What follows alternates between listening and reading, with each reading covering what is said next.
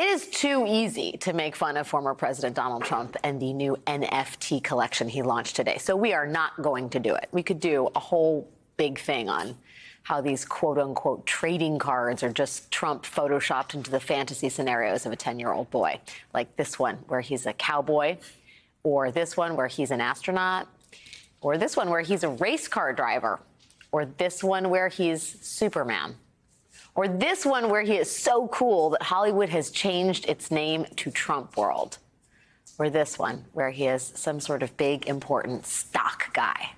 But we aren't going to. The comedy is just too obvious. It's low-hanging fruit. We could talk about the bizarre video he put out to promote this thing today. We could talk about how it seems like the kind of infomercial you might see at 2 a.m. when you wake up and the TV is still on. But we will not. We could talk about how we didn't need to pay the $99 sticker price for these digital images because we just did the perfectly legal action of right-clicking on them and using copy-paste. Even the mere fact that yesterday Trump hyped the launch of these really low-quality Photoshop jobs as a quote-unquote major announcement just feels so easy. It would be like stealing candy from a baby to make fun of that. So we are not going to do it. We will not stoop that low. But I do think Trump's NFT announcement is worth paying attention to for one reason.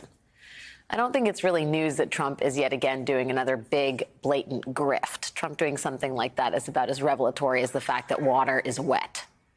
But what was amazing about Trump's announcement today was that the conservative ecosystem that has propped him up for years now seems to be embarrassed by him. Trump announced that he had a major announcement today, and in the major announcement, it is the sale of a what do you call the digital playing cards? Digital, and he's a Trump thing, and so there is, the assumption that whoever advised him on that, I'd fire him immediately. They're called Trump digital trading cards. These cards feature some of the really incredible. Okay, I got it. I can't watch it again. Make it stop. That was the first one. Was Trump National Security Advisor / wild conspiracy theorist Mike Flynn and the former chief strategist / current far-right TV host Steve Bannon. Those two guys, even they can't get on board with this thing. And that's not cherry-picking reactions. Major conservative media outlets had a field day today roasting the former president, the guy they used to write fluff pieces about. The New York Post called Trump's NFTs, quote, cringy. The Washington Examiner did a roundup of Trump being, quote, mercilessly mocked for the whole thing. And a writer at the conservative blog Red State said, I voted for Trump twice, so I have zero animosity toward anyone who remains a fan. But man, this kind of stuff is making it really difficult to not just throw my hands up. Of course, it's not just these NFTs that have conservatives hiding their MAGA hats on a high shelf in the closet. As the editor-in-chief of the conservative magazine, The National Review, Rich Lowry, wrote yesterday, it's hard to imagine how Trump could have had a worse month-long run.